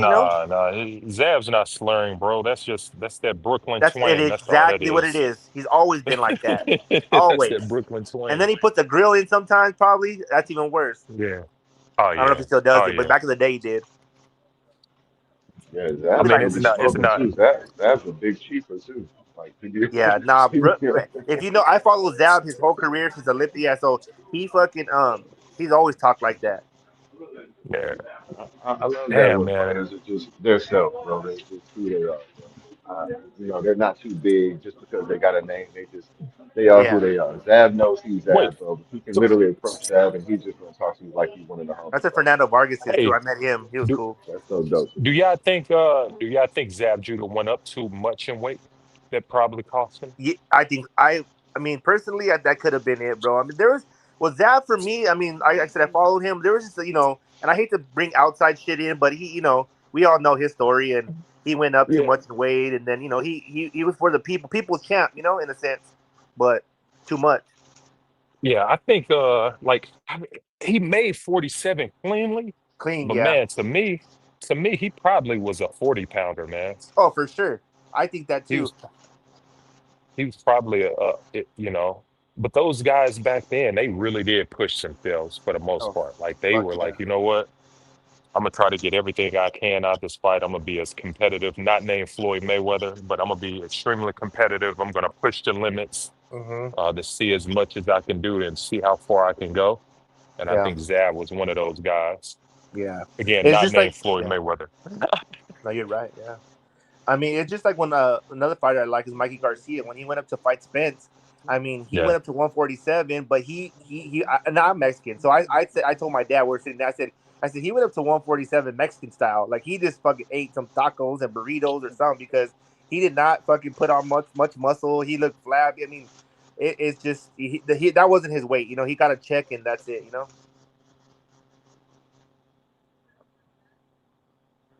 Where the hell Marco go, man? He didn't went to the shitter again, man. What y'all call it on the East Coast? Go to Cucka? Or is Yeah, that what did you Boston? say? Yeah, Is yeah. that Boston? You going to Cucka? That's that Boston swing, man. He Man, went to go Cucka. I went to Boston one time. It was like a different world for me. Being from Los Angeles and Bakersfield and West Coast, it was when I went to Boston, I was like, "What the fuck is this shit?" Yeah. Did you go to Okay, they call it the Dorchester? laboratory. Dorchester, yeah, exactly. You went to Dorchester? That's funny, That's bro. Yeah, Dorchester is considered, I guess it's considered kind of like the hood, where New Edition and Yeah. New Kids on a Block, they're from the same neighborhood. No, I But didn't it's know that some until I was up there, and I went there because my yeah. cousin was doing some work up there, and he's like, "Yeah," and I'm like, "Really?" I'm like, "What the fuck? I didn't know that." Yeah. That's but it's different, but there's a hood near you. Yeah, and But not so much the hood aspect for me. It was just maybe their ways. You know what I mean? Their talk, mhm, their everything was just different. The cold. I was like, you know what? Take me back mhm. to the fucking West Coast, my boy. Yeah, it's different parts, man. Like New England, like there's different sections, and then you got what's another area? You got Dorchester. You got what's some other Southie, spots out there? Southie's bad Yep. too. Yeah, New Bedford. I New noticed Bedford. a lot of the Portuguese are from New Bedford. Yep, Bedford, right, bro. Yep. It's different. It's so I crazy how that shit is, man. How different coasts and places, like even Midwest from California is different. You know what I mean? I went to Louisiana. That shit was different. It's just crazy. Yeah, it's definitely beautiful in Boston. It's not a place that I would want to live, but even Just like around the Michigan. Harvard campus, you say what? Oh Okay. yeah, Just I like haven't spent Michigan. much time in My Michigan. girl, yeah, my fiance is from Michigan, and we went in the spring, and I was like, man, it's beautiful here. She was like, don't even start thinking about it. I go, what? She goes, you're thinking about wanting to stay safe, just move here. And she goes, nah, check this out. She showed me some winter videos. I said, oh hell nah. I said, I'm good. Yeah, man. She showed me some video. I thought it was the end of the world kind of snow. Yeah, no, it goes up, and then but you got Rhode Island that's right next door, like Yeah. Newport or Rhode Island is unbelievable, especially in the summertime. Super Oh really? beautiful, uh, super beautiful. So I mean, it's shit. It's starting to become the new, I guess, damn near the new Hamptons, man. It's hard to get, if you're not Oh, from here there, if you ain't got no money out there, you'd have missed out. Like, you got to like, go, huh? yeah, no, Newport, Rhode Island, all through, man, New England got it's some spots out there. Like, again, I don't know if I could live there. It's super cold, super snowy, Yeah, nah. but in the summertime, it's a whole nother level. Yeah, just like when I went to go work one time in fucking North Dakota in Fargo. Oh, shoot. And bro, I said, "Fuck!" I was there for a month, and I told my boss, "I said, hey, bro, I don't know. You could do whatever you want to do, but I'm flying back. I'm flying back. I'm done. I'm done out here. I'm too brown to be out here. It was fucking freezing." Man, Marco's still on the tucker. Shout out to Marco. Marco's boxing. Hey, I got a quick question to the panel. Yo, I seen some stuff with Keyshawn, um, and I was kind of worried, right, that Keyshawn might do a one-off at 140. But the last interview I just seen, he's talking about how much, there's a lot of opportunity at 140. He was talking about Dalton Smith and Subriel. He was talking about Andy Cruz being yeah, possibly next. He's talking about Devin Haney in 47. So I like the yeah, fact that he's saying, I know there's a lot of work. I know 47. I'm looking for the big fights. They put me in big fights, but I want the big fights that people want, and I want the best. I want the best fights. So I got a couple questions. Just yeah, he's gonna face Jermaine Ortiz, right? I think this is a closer fight than people give it. But yeah.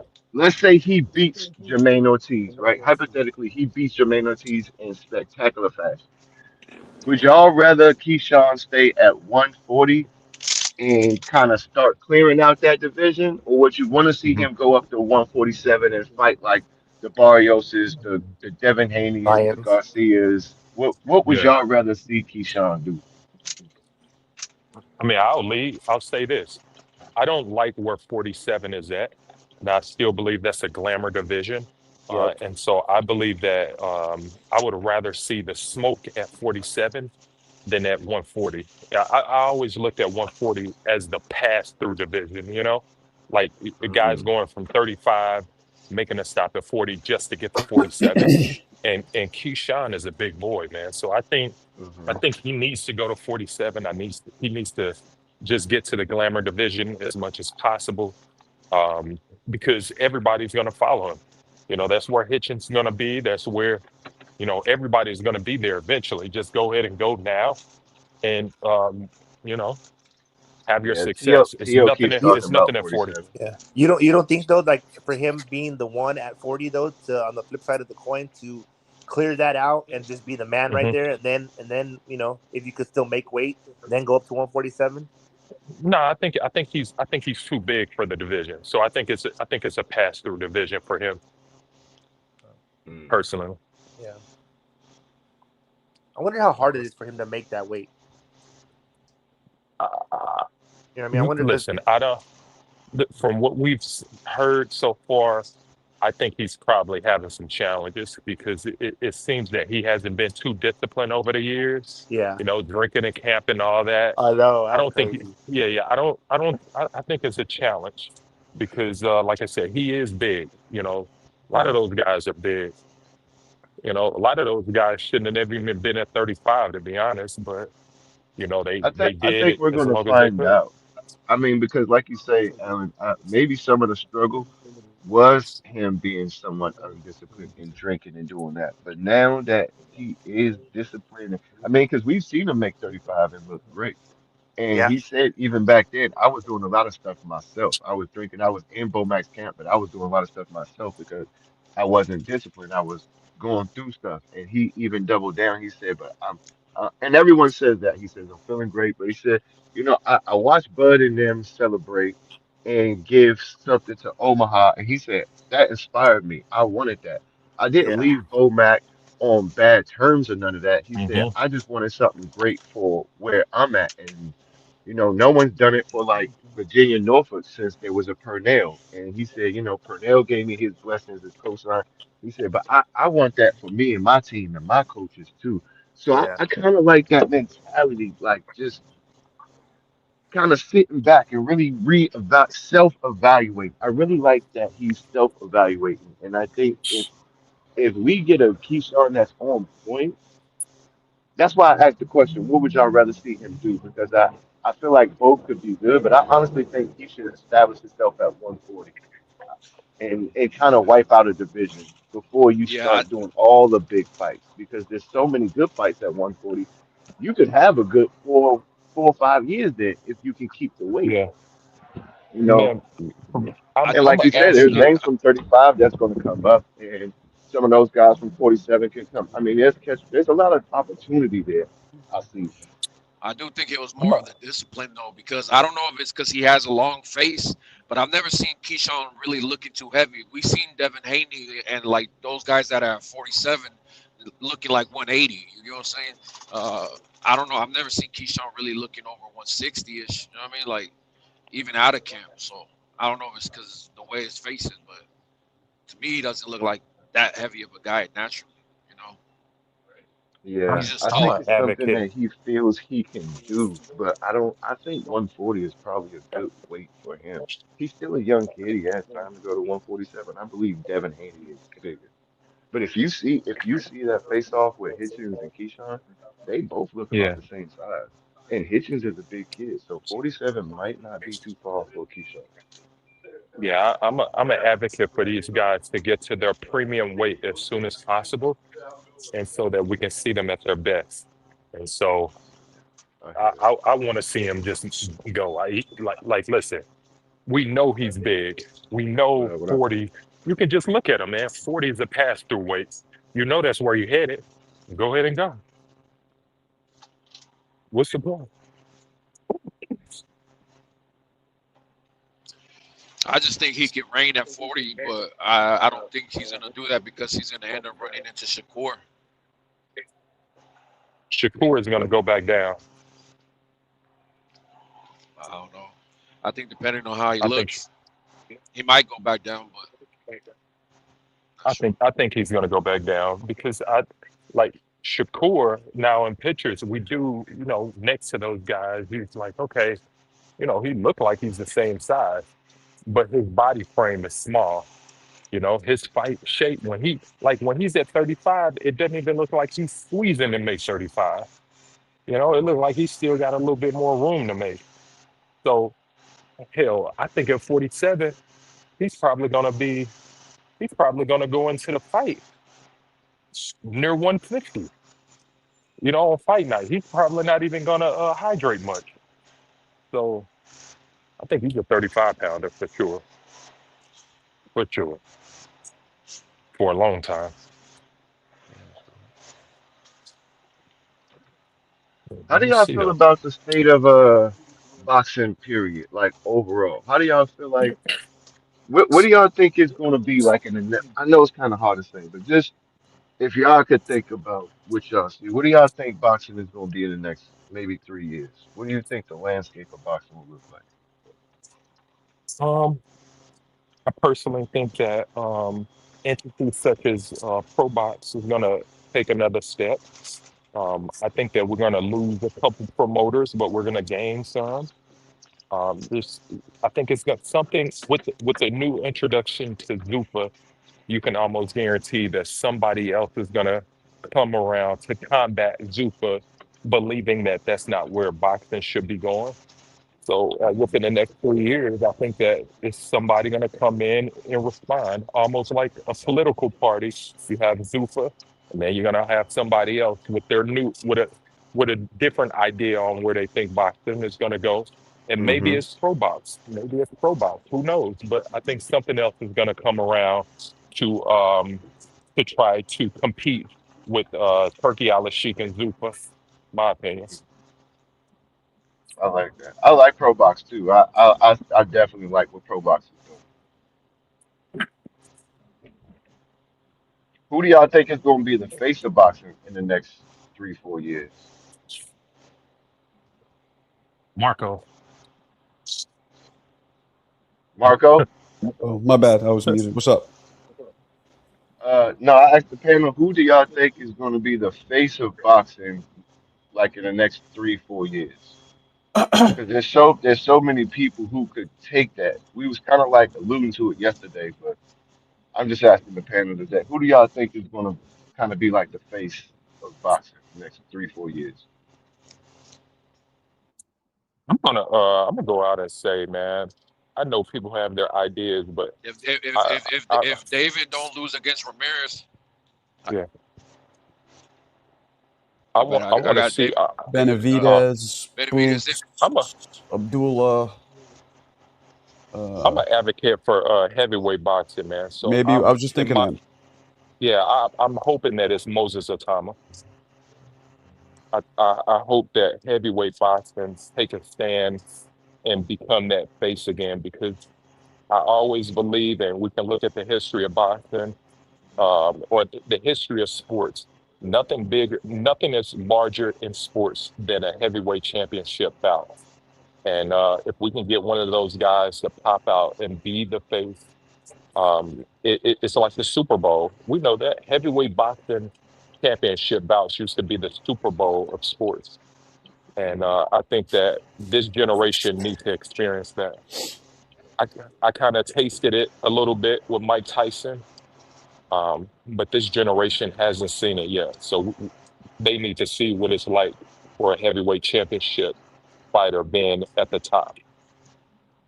Hey, I like that. You on fire today, Alan? You on fire today? Anybody else? Marco, what you think? If you could just say one, I know you said like a few, but who do you think would just be the one? One what? The face of boxing in the next 3, 4 years. If you could just I pick don't know, one man. name. I don't know. That's tough. Boots, maybe. Maybe Abdullah Mason. Maybe one of the heavyweights, Italma, Wardley. Maybe Inoue. Maybe Bam. Maybe Shakur, Tio, depending how this goes. It's hard to tell.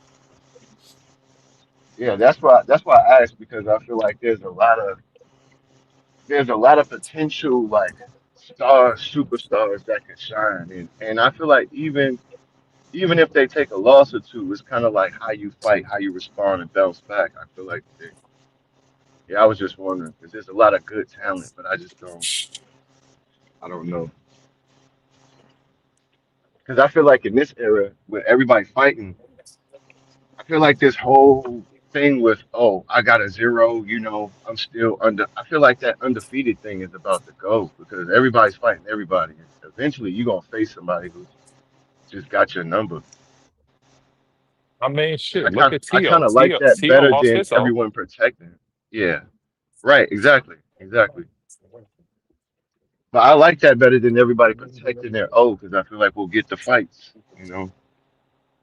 Somebody old has got to go. And I feel like that somebody's O has got to go helps boxing and that I feel like the fighters today look at that as like their bank.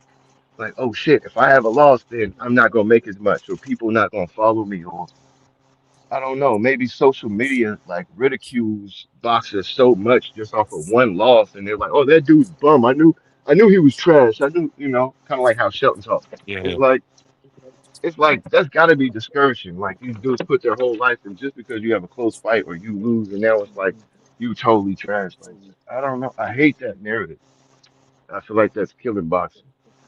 That's why you got to appreciate what Virgil Ortiz is doing by suing Golden Boy and telling the sport. I think he's going to get a lot of fans. Like, no, he's not speaking for me. I want this fight. Give me that smoke. I need that smoke. So, I mean, Can I ask you if something, you're a Alan? box, what's up? Do you feel like Virgil hearing all the ridicule feels like he has to do that to Absolutely, save face? absolutely. Virgil's not scared. Do you feel like You that said was it. a natural thing that he feels, or do you feel like he like doing that to like because he feels the pressure?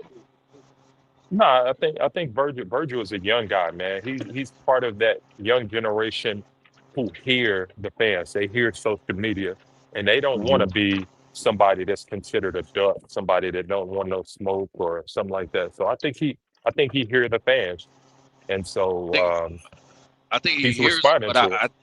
but I think Virgil personally wants to fight. Like I don't think it's 100% because of what the fans are saying. I think he has to hear the shit. Like, they're on social media too. But to Yeah. me, Virgil doesn't look scared of Boots at all. Like so, No fighters are scared of anyone. That's what I mean. not I think scared, I don't not want to say scared. But that. I don't want to say that. not scared. But I do think certain fighters, whether they say it or not, or whether people believe it or not, they do think like they're not scared, but they're thinking like this guy is quicker. This guy does have better footwork. You get what I'm saying? It's like some fighters are Right. able to be real with themselves like that. But Right. I think for the most part, there's a section of fighters out there who's just simply looking at making a good fight. They know that hey, this guy right here could make a good event with me. This could make a good fight for the fight fans out there. You know what I mean? There's fighters, believe it or not, that are fight fans, and they know what's going to be good entertainment. And I think David Benavidez is one of those guys who's like, you know what can I do to make a good event, win, lose, or draw? I just want to have a good event, a good fight for the fight fans because I am a fight fan, so I want to see a show. Um, Virgil Ortiz is showing us that he's one of those guys. Unlike Boots, who a guy who says he doesn't even watch boxing. I think Virgil Ortiz watch boxing, and so he Mm, knows what's going to be a good event. mm. On that note, Alan, do you think Canelo? Because you said you don't think no fighter is scared of any fighter, right? No, no, But no. And I think Marco could speak more about that. I mean, these guys or they do this for a living. They understand the business, where hey, possibly this fight could hurt my business, but for the most part, I think all fighters are willing to fight anybody. well, my question leading into that because you brought up Benavidez, and I was just going to ask you, well, what do you think the main reason, seeing how obviously Canelo can make a ton of money with anyone, and Benavidez was his mandatory. Why do Yeah, you think Canelo never really fought Benavidez then? And he because was willing to fight. Go ahead. I don't think that Canelo believed that David Benavidez did much for his career. Mm, I think Canelo was probably looking at David Benavidez as a guy that, listen, I am the event. I'm the event. He brings nothing to the table except this moniker of passing the torch. And right. maybe I'm not ready to pass the torch right now. So Mm, I got more to offer to the sport. And yeah, mm, and I so that's think probably what he's looking at. good point. I think now, but at that point in given, he was the interim. He lost his title twice on his own admission. So to Canelo, I think it was also kind of like what did he bring? You know what I mean? Now he's been able to go on and get more actual world titles in another division and everything.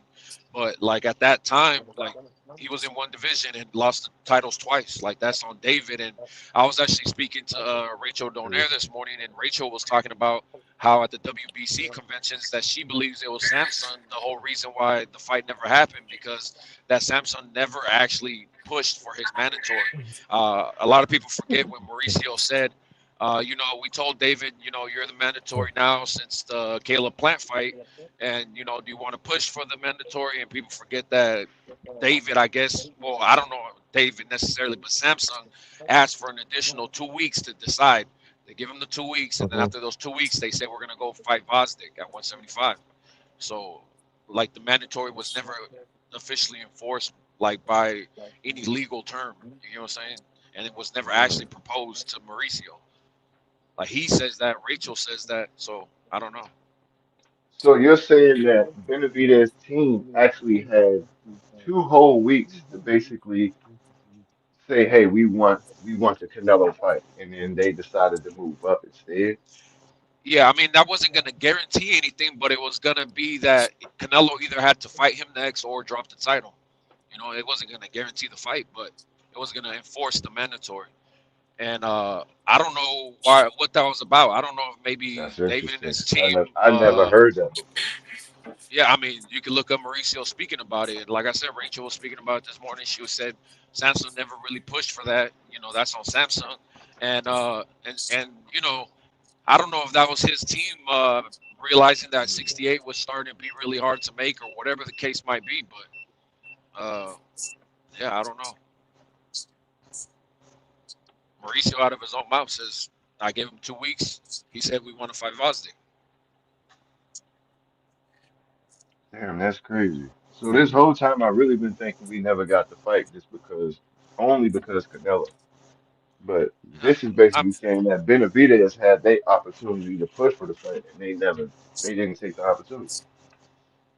I mean, part of the reason is because Canelo's like, who the fuck is this guy? You know what I mean? But that's aside from when you had the opportunity, when you had the ball in your court, do you want to enforce the mandatory? He said, I'd rather go to 75, fight for a WBC intro. And the fact that you saying that they had 2 weeks, yeah, is crazy. That y'all literally debated it. Y'all were there for 2 years as the mandatory, and then you take less than 2 weeks and then don't take the fight. Yeah, I don't know. How long ago did he fight Plant? Because Mauricio said Benavidez didn't become the mandatory until he fought Plant. Benavidez fought Plant and then Boo Boo, right? I think it was, yeah, because that same year he fought Boo Boo, right? Yeah, I think he fought Boo Boo after Plant. So Yeah, what was that? 2 years? That was 2 years ago? Fuck, I forget. I just remember Boo Boo was around Thanksgiving time. Whatever that year that was. Yeah, I want to say that was at least 2 years. That had to be at least 2 years. Because what Davis he fought Vosdick and Morrell now, right? Yeah. And Yes, Yard. And yeah, he just fought. Yeah, so that was at least 2 years ago. Because Plant only had like what, one fight? He had Resendez and yeah. So I would say that was like 2 years ago. And Darrell, right? Yeah. Well, I guess that changes the narrative then. That changes the narrative a little bit. But I mean, how long was David supposed to chase Canelo? I'm pretty sure at some point he kind of felt like he still ain't gonna fight me. Maybe that's why they didn't go for it. Cause it's like, man, I've been pushing for it. Hey guys, I Y'all gotta give us jump 2 off. weeks. But I'll be back on soon. All right. Appreciate you guys. All right, salute, Peace. y'all.